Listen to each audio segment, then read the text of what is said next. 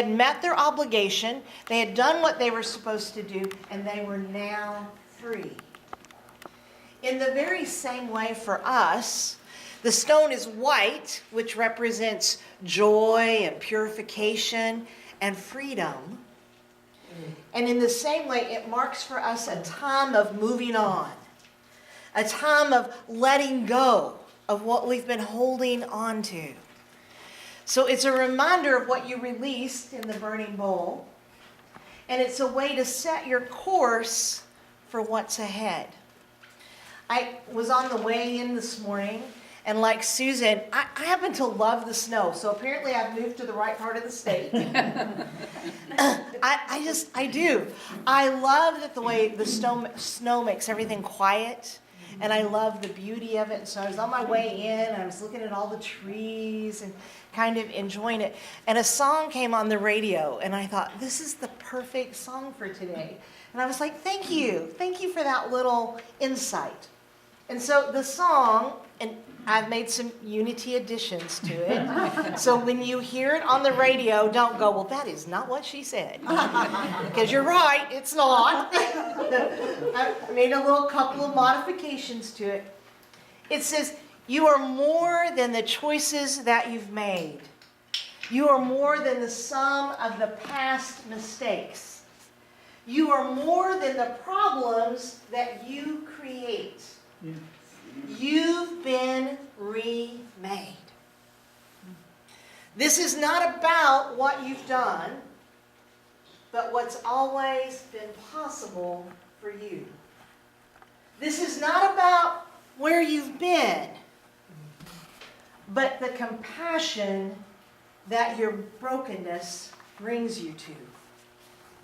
This is not about what you feel, but about what forgiveness can do for you and the love that you are. That could be the whole lesson on the white stone. The white stone, it is a reminder that every day you get to start over. The present is a present. Right? Yes. Because it reminds us that we're right here, right now. Yes. What's over is over. What's done is done. But right now, in this moment, you have a chance to be something else. You have a chance to be more. And that's really what the white stone ceremony is about. It's about discovering the more that's in us. The more that has always been in us. And allowing more of that to emerge. You are not the same person that sat here last year at the white stone ceremony. You're not the same person you were, wherever you were last year at this time. It's called a process of change. You're physically not the same. You have different cells in your body. You've aged a little. Some of us have gotten younger and more beautiful. Right? But you're not the same. Life is always changing. The circumstances of our life mold us, right? Make us stronger, oftentimes, sometimes not. So you're not the same person. However, in each and every moment, you have a choice about how you're going to show up. You have a choice about the person that you are going to be right here, right now. And that's what the white stone is all about. So the white stone comes from a passage in Revelations. Revelations 2:17. Let anyone who has an ear listen to what the Spirit is saying to the churches. To everyone who conquers, I will give some of the hidden manna, and I will give a white stone. And on the white stone is written a new name that no one knows except the one who receives it. So what does this passage mean to us? I admit that Revelations is a mystery to me. And this is probably the only time out of 365 days, out of 52 Sundays that you'll ever hear me talk about Revelations. It remains a mystery to me. But this passage I've learned to love. Because I love touchstones. I like something I can touch and remember and has meaning. And I have learned that this passage has meaning for me. And I hope that you find that it does for you too. So let's start with, let anyone who has an ear listen. So when it snows like this, I like to stand out on my back porch and listen. Anyone else like to listen to the snow? It's like the whole world becomes hushed when it snows. And there is this pure quietness, this stillness that kind of envelopes the world when it snows. It's only then that I realize how noisy my life is. Right? Like, someone's always talking to me, my phone's always beeping, horns are honking, the TV's on, something. There's always noise. We live in a really noisy world. And we get so caught up in it that oftentimes we just blank it out.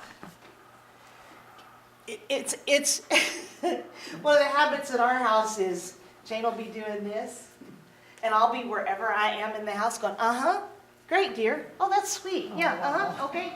And she'll go, really? Really? It's okay if I spend $1,000.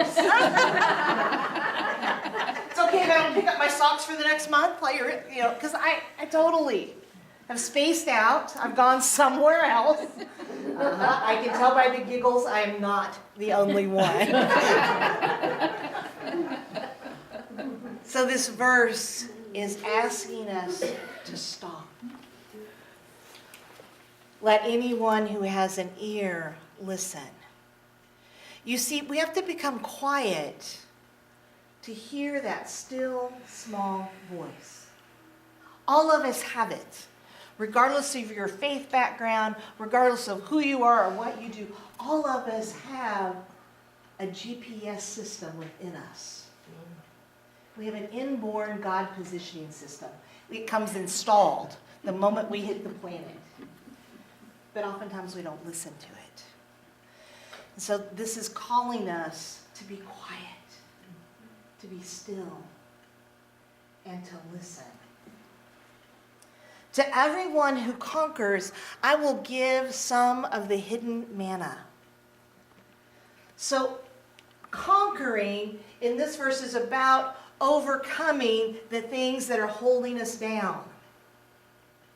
Everything that stands in the way of us being who we are being called to be. It's about all those resentments that we don't want to let go of because they're justified, right? They shouldn't have done that to me. Well, they probably shouldn't have, but you're the only one paying the price, right? It's about that unforgiveness we hold in our hearts. It's about the shame. It's about the guilt. It's like the song I just told you about. It's about the mistakes we think we've made. It's about our shortcomings. It's about all the things we think we've done wrong.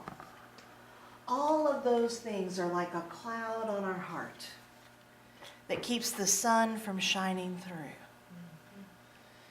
This is a call to let it go, to let go of it. And this manna, it was this really cool stuff. It probably didn't taste very good. Or I could make up a story and say it tasted like ice cream. I don't know. But in the Old Testament, when the children of Israel were wandering around because a man was leading them, I had to do it. I'm sorry. He wants to be kayak in this place. I have to be nice to him. All right. So it didn't have anything to do with the fact that man was leading them. But they wandered around for 40 years. Actually, it was because they were grumpy and grouchy and just couldn't get it right. So they were wandering around and they were complaining, which they were given to do. And they were complaining about how hungry they were and how God rescued them and then dumped them in this desert. And now wasn't going to feed them. And so God said, I got you. I'm going to give you this stuff called manna. And it's going to come down from heaven. And you're going to gather it up and it's going to nourish your bodies. Now, the interesting thing about manna is that they could only gather what they needed. Anything extra, anything they tried to hoard or tried to store up for later, was spoiled the next day. So I was thinking about this morning because I spent the afternoon at the mall yesterday. I was thinking about what would the world be like if we only gathered what we needed? What would the world be if we only bought what we could use? If we only kept what was necessary? What would the world be like if we only took what we needed from the earth's resources? Would there be an end to hunger? Would there be an end to poverty? I think maybe so. I don't know, but I'm going to make a commitment to try to only take what I need this year and see what happens. So only take what you need. So the lesson in the manna was you had to have faith. Right? The children of Israel had to know, like they know that they know that they know, that there is enough. And that the one power, the one presence has their back. That no matter what, when they got up the next morning, they would have what they needed. And when they went to bed that night, they would have what they needed. And when they got up in the morning, they would have what they need. They had to know in faith that there is enough. And that's what this passage is a reminder to us of. That there's enough. There is enough of everything for us. That in each and every moment, we have everything that we need. We just have to stop and listen with our hearts. Everything that we need is there when we can let go of our fear. When we can let go of all the things that we're afraid of. Because that's what that's about. This hoarding, this keeping things, and thinking we have to have the next best. It's really fear. Fear that there's not going to be enough for us. Fear that we're not going to get enough. Fear that we're not going to be enough. And when we can let go of the fear, we make way for the universe to provide for us everything that we need. What a cool plan. The last verse says, I will give you a white stone, and on the white stone is written a new name that no one knows except the one who receives it. We were born to be free. We were born to be unlimited. When you think about these kids, right, when they come up and we bless them, they don't know that they don't know, right? Like they're bold. They'll answer a question in a minute even when you don't ask it. Right? They're ready. They're ready to take on the world. They don't know that they're limited because they're not until we teach them that they are. We are not born to be limited. As Marianne Williamson said in a beautiful poem, we are born to be powerful beyond measure. That's who we are. We created all of this, and we continue to create in every moment with our thoughts, our words, our actions, our emotions. We are co-creators of this world. What will you co-create this year? The name that's written upon the stone is about the change that you want to be in the world and in your life. The interesting thing about the Bible, I didn't have much use for the Bible when I got to Unity, really. Thought it was a lot of fairy tales, a lot of fear. And then I learned to metaphysically interpret it. Like I learned that if you look at it as symbols, it starts to unlock meaning for you. And if you look at it as a journey, as our journey, then it starts to have more meaning. And in those days of the Bible times, a name meant everything. When your parents named you, they held you in their arms, and they looked at you with love, and they thought about who they wanted you to be. They thought about that inner divinity in you, that essence of who you were, and that's what they named you. And then as time went on in the Bible, as you changed, as you grew, your name changed. So Abram became Abraham, which means understanding, because he grew in his understanding of his relationship to God, to the power, to the presence, to the universe. In the New Testament, the Apostle Simon becomes Peter. Peter means faith, because he learned how to step out in faith, how to get off the boat and to walk across the water. And Saul, who was the persecutor of Christians, became Paul, which is truth. He learned to walk in the truth of who he was. Today is your chance to think about what part of your divinity are you going to let shine through this year? How are you intentionally going to be more giving, like Brian said? Be a star student, as one of our others said. How are you going to be more of that which you already are? Because you see, all that divinity is already inside you. You're already full of imagination. You're already full of love and order and wisdom and strength. You're full of all of that already. It's there. You just need to uncover it and let it shine through.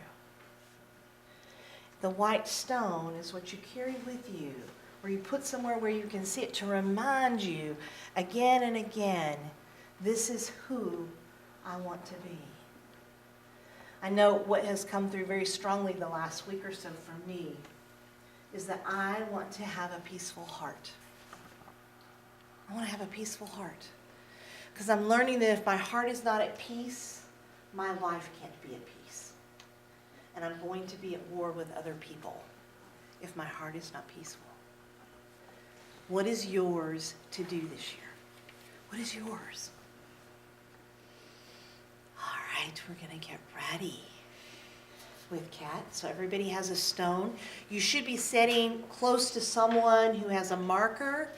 If not, we'll find a marker, but you can share. We've got lots of markers, so everybody should be in good shape.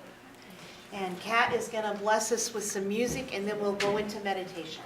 Do we mark on the stone now? No, wait. So you don't need to do anything until during the meditation. During the meditation, as you're inspired, you will write on